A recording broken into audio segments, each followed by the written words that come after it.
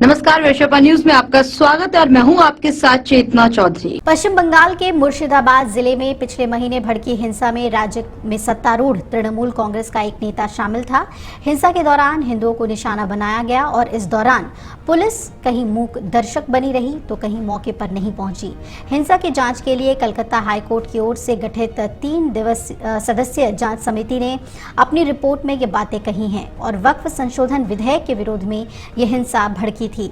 मुर्शिदाबाद हिंसा पर अमर उजाला ने बेदवना की वेदना शीर्षक से 20 अप्रैल को एक रिपोर्ट प्रकाशित की थी और इसमें बेदवना गांव के 113 गांवों को जलाने की बात कही गई थी। जांच समिति ने इसका अपनी रिपोर्ट में जिक्र किया है।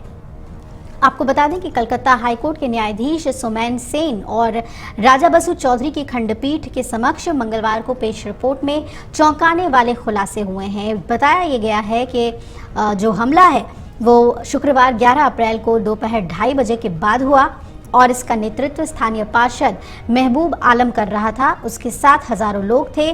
बेदवना गांव में 113 घरों को बुरी तरह से नुकसान पहुंचाया गया जो रहने लायक अब नहीं रह गए हैं। राष्ट्रीय मानवाधिकार आयोग, राज्य कानूनी सेवा प्राधिकरण और न्यायिक सेवा के सदस्यों वाली समिति ने रिपोर्ट में स्पष्ट कहा है कि हिंसा का निशाना हिंदू समुदाय था। बेदवना गांव में तृणमूल विधायक अमीरुल इस्लाम भी आए और देखा कि किन घरों पर हमला नहीं हुआ है। फिर हमलावरों ने उन घरों में भी आग लगा दी। ये सब विधायक के सामने हुआ लेकिन उन्होंने कुछ नहीं किया और मौके से चले गए। पीड़ितों ने मदद के लिए पुलिस को फोन किया लेकिन पुलिस ने कोई कार्रवाई नहीं की।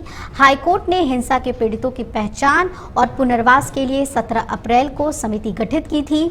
रिपोर्ट के मुताबिक इस इलाके में बड़े पैमाने पर आगजनी, लूटपाट हुई और दुकानों और मॉल को नष्ट किया गया।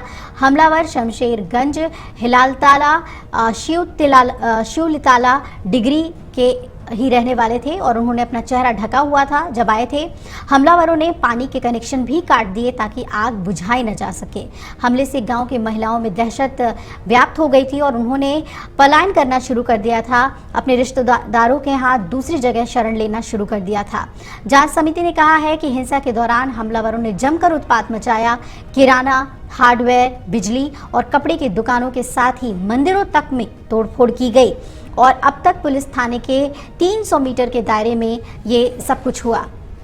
अकेले घोषपाड़ा इलाके में ही 29 दुकानों को नुकसान पहुंचाया गया। समिति ने ये रिपोर्ट प्रभावित गांवों का दौरा करने और पीड़ितों से बातचीत करने के बाद तैयार की है।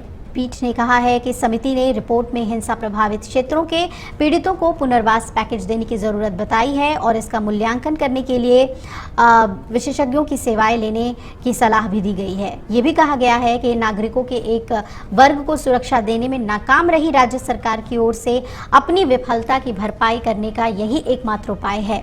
हाईकोर्ट की तरफ से गठित समिति से इतर पश्चिम बंगाल सरकार ने भी हाईकोर्ट की खंडपीठ को एक रिपोर्ट सौंपी है और इसमें कहा गया है कि पुलिस और जिला प्रशासन के हस्तक्षेप के बाद सूती, धुलियान, शमशेरगंज और जंगीपुर में स्थिति नियंत्रण में आई।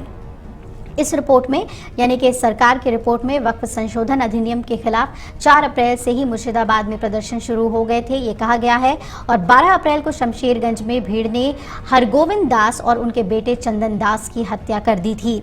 शमशेरगंज में 11 अप्रैल को ही केंद्रीय बलों को तैनात किया गया था और हाईकोर्ट के आदेश पर 12 अप्रैल को ये तैनाती और बढ़ा दी गई थी। तो अब रिपोर्ट में कई बातें निकलकर सामने आ गई हैं और अमर उजाला के रिपोर्ट को संज्ञान में लिया गया है, उस पर मुहर लगी है और राज्य सरकार की कमियों को भी उजागर किया गया है। आज के लिए बस इतना ही। आप देखते रहिए वैश्यपा न्यूज।